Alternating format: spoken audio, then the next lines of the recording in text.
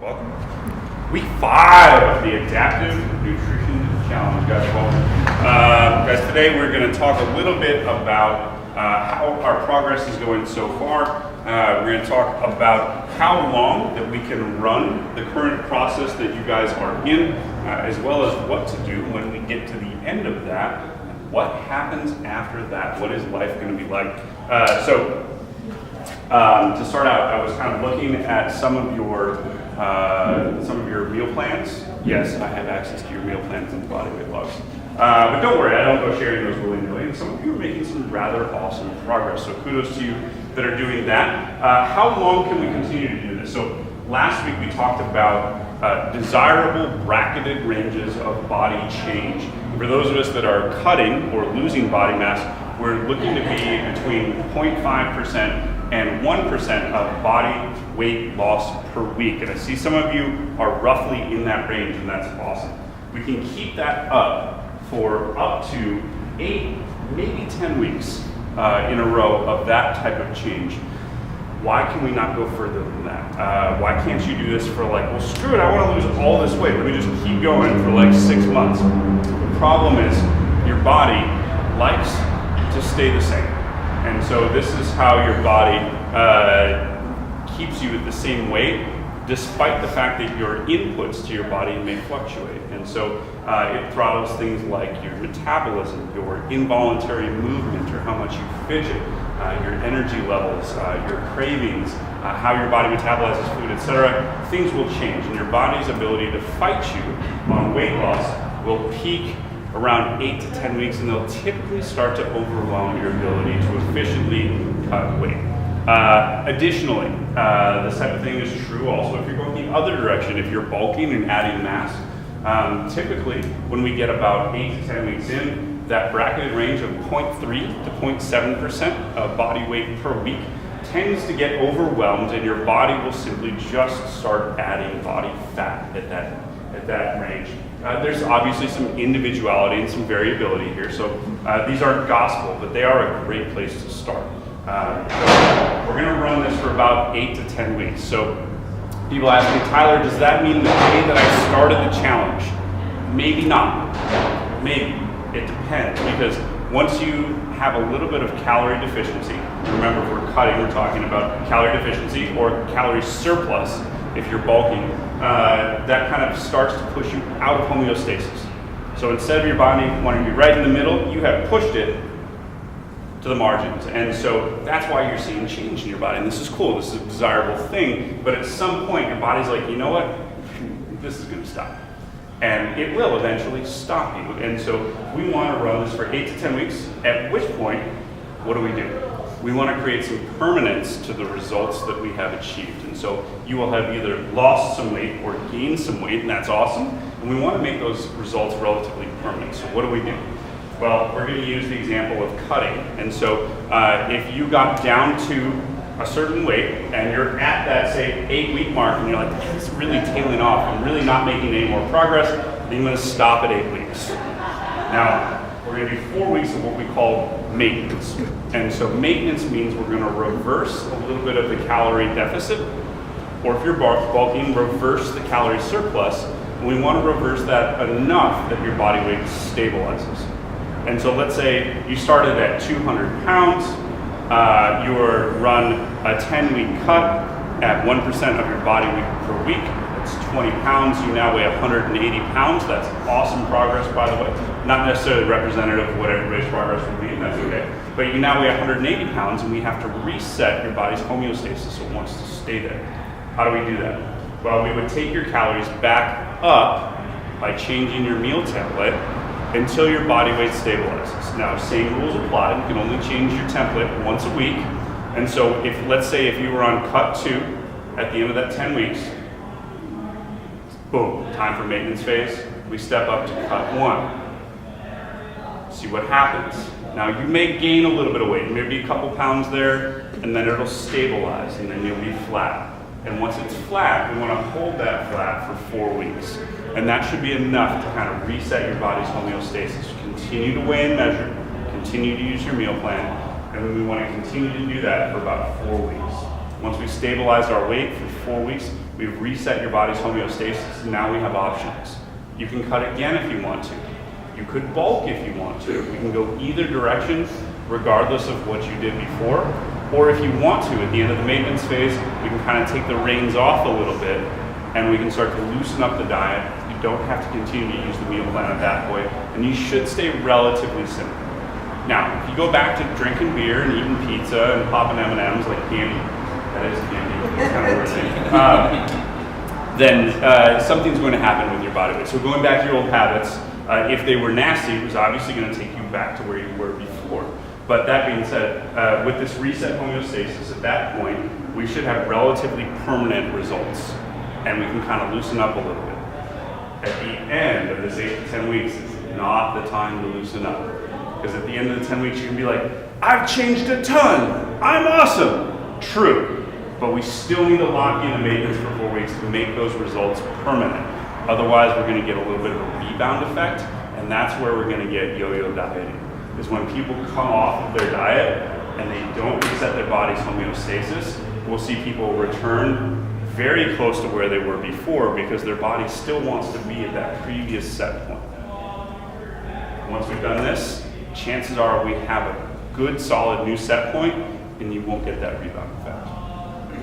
So that's kind of a long-term look at how long is this going to go and what do we do when it finishes. Any questions about that process? So if you're on cut 2 or bulk 2 and you're working towards maintenance, so that first week of maintenance, you go out to, if you're on cut 2, to cut 1, and then would you stay on that for the 4 weeks, or would you slowly work back up to the maintenance? Whatever stabilizes your body weight. Okay. And so if cut 1 stabilizes your body weight, done. Should.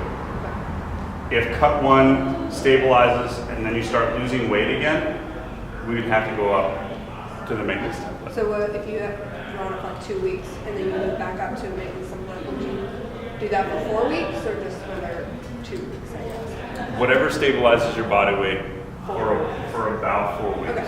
Yeah, and so if you get a little bit of a blip up, then we can change template, or if you get a blip down, you can change template. The goal is about 4 weeks of stable body weight. Is our goal.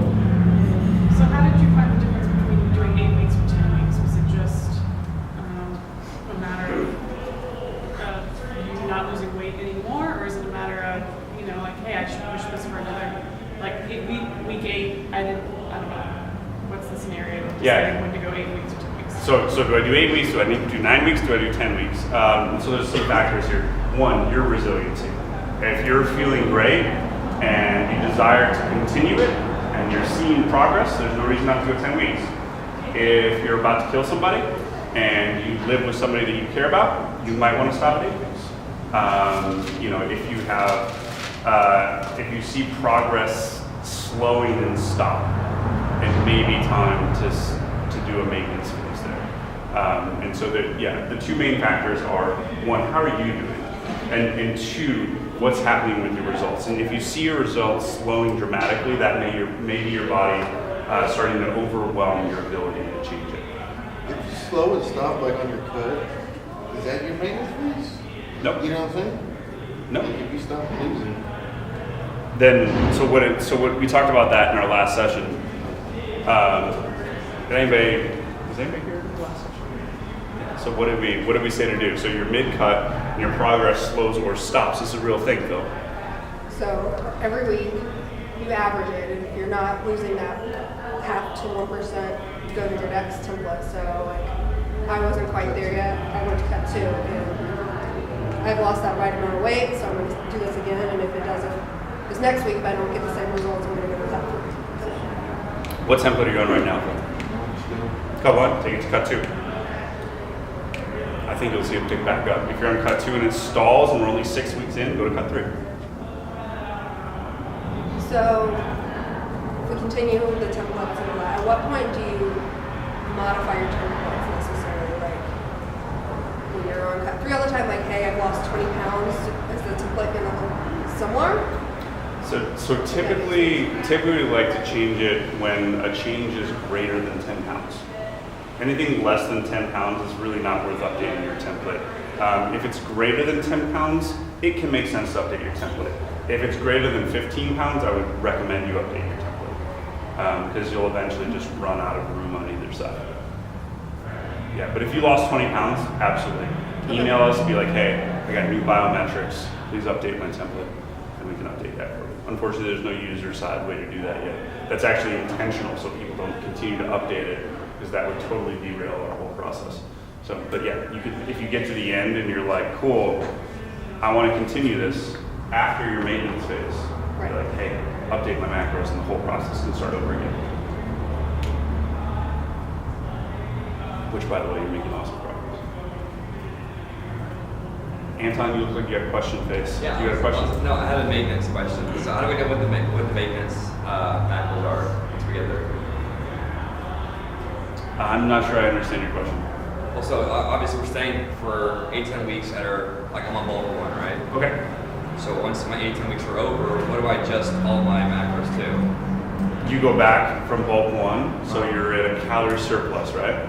Correct. So you're going to go back off of that calorie surplus. So the next step down would be your maintenance template.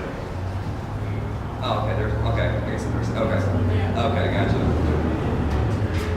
Do you know where in your template you changed it from maintenance to bulk 1? Yes. Yeah, so you would back it off. And okay. I've never seen the maintenance before. I gotcha. There it is, maintenance. It is, and it'll adjust all of your macros accordingly. Okay, that's simple. Yeah. We hope it's simple. We try to make it simple. Some things are not straightforward. We're getting there. Thank you for your patience. We'll get there. We're going to make it better. But it should work. It should work. That's a good question. Anything else? Chris, you've been awful quiet back there. What are you thinking? Nothing. I kind of like feel like I'm stabilized. Okay. Very quickly. And I'm on cut 2, so just thinking about going to cut 3. That sounds great. Yeah.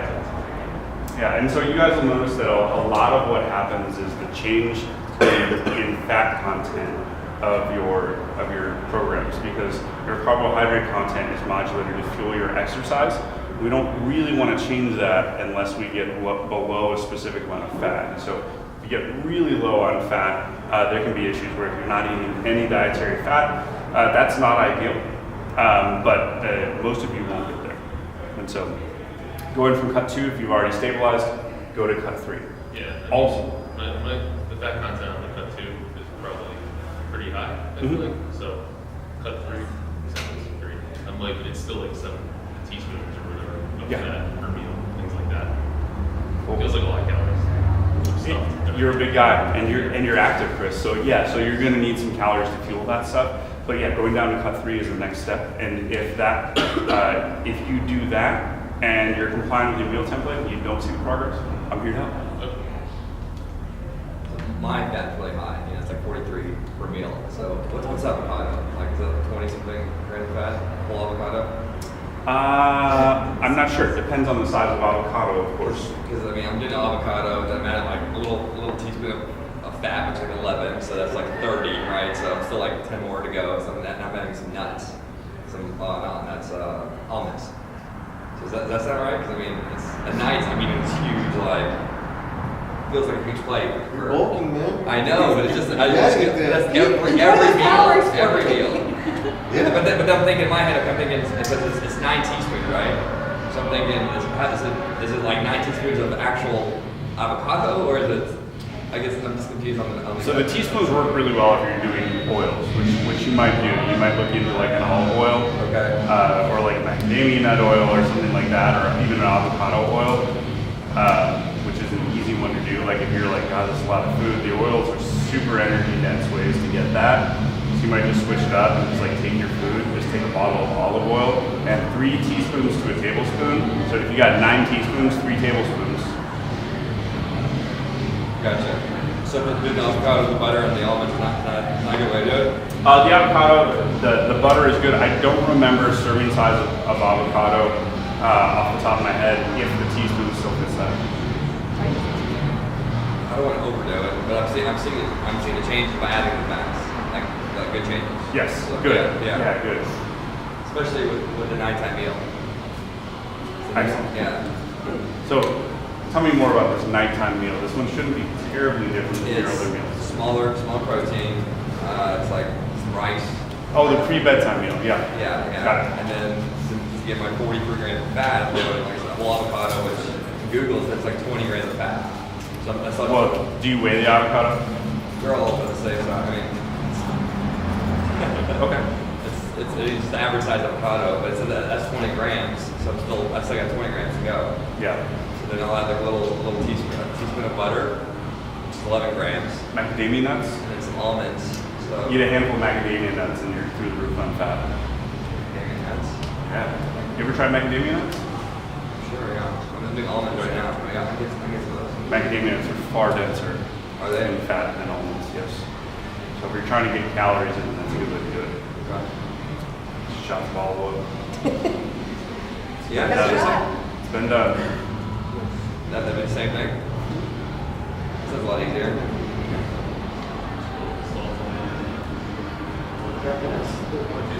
Yeah, it's not bad. Could be worse. All right, guys, what else we got? Who's got blood work for me?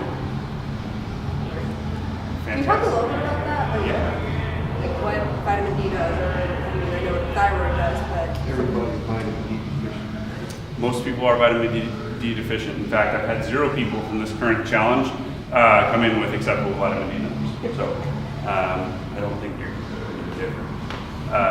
Vitamin D is actually a hormone. It's not a vitamin. It's inhibiting a lot of stuff. Primarily immune function, but also your hormone cascade. And so how your body produces hormones has a lot to do with vitamin D. And so what we want, if you think about it this way, so Where's your degree in, man? How do you know all this crap? the interwebs, dude. The interwebs have a lot of information out there. So if we kind of put the scale up here, and 0 is a theoretical thing. Nobody's going to have 0 vitamin D. But typically, it depends on who's doing your test. But typically, if you're somewhere below like 30, and the units are nanograms per milliliter here, there's a couple different ways they can test it, but one of the tests is in nanograms per milliliter. If you're below 30, you're what your doctor would call clinically diseased, or they're just going to say you're low in vitamin D. And so they're worried about like a clinically diagnosable disease state of vitamin D. And so the interesting thing is if you come in and you're at 43, they're going to say, you're great, good job, you've got good vitamin D numbers. And that's not really true, right? Because we don't really want to be down the lower end of the spectrum. We'd prefer to be optimal. We don't want to be acceptable. We like to be optimal. So we typically aim for something in here. About 75 or greater is great.